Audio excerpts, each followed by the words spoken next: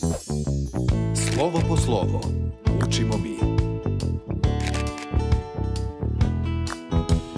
Slovo po slovo reč napiši, ako pogrešiš tada obriši, pokušaj opet uz malo truda, nauči slova sva, ti stvarat ćeš čuda. Moja prva abeceda. Zdravo, bubice, moje male veselice. Evo nas u još jednoj epizodi moje prve abecede. Draga deco, pitate se zašto naglašavam slovo E? To je samo mali znak onoga šta nas danas čeka. Ako ste savladali prethodna slova, možemo punom parom da krenemo u novu slovnu avanturu. Učimo novo slovo. Kao što ste verovatno do sada shvatili, danas učimo slovo E. Slovo E je jedno raskošno, veselo slovo. Zgodno je za pevanje i za izražavanje oduševljenja. Možda imate i neke drugare čije ime počinje na slovo E. A kako izgleda slovo E? Kao neka zgodna polica za knjige.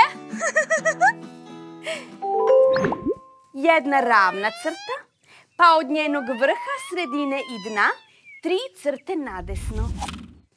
Da ponovimo još jednom. Jedna ravna crta, pa od njenog vrha, sredine i dna 3 crte nadesno. Slovo E. A sada da se setimo reči koje počinju na slovo E. Eskim, epruveta, ekser. Da čujemo još jednom kako se piše slovo E. Jedna ravna crta, pa od njenog vrha, sredine i dna 3 crte nadesno. Baš tako! Liči na police za knjige! Evo i jedne pesmice pomoću koje ćemo lakše da zapamtimo kako se piše slovo E. Hajde da je zajedno otpevamo. Na slovo, slovo E, počinju zaista reči razne. Enciklopedija, eskim ili emu, nauči slovo E i raduj se svemu.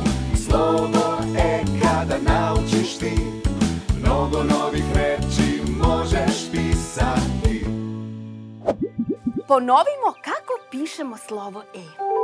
Jedna ravna crta, pa od njenog vrha, sredine i dna 3 crte nadesno. A sada naučimo da pišemo neke nove reči.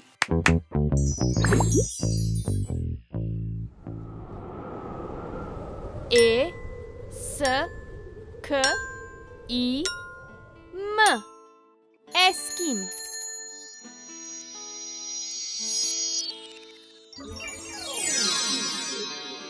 E, P, R, U, V, E, T, A. Epruveta.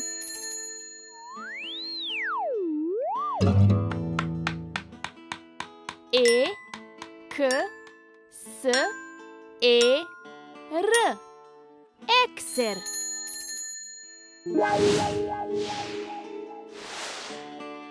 To bi bilo sve za danas, moje male bubice veselice. Vidimo se opet.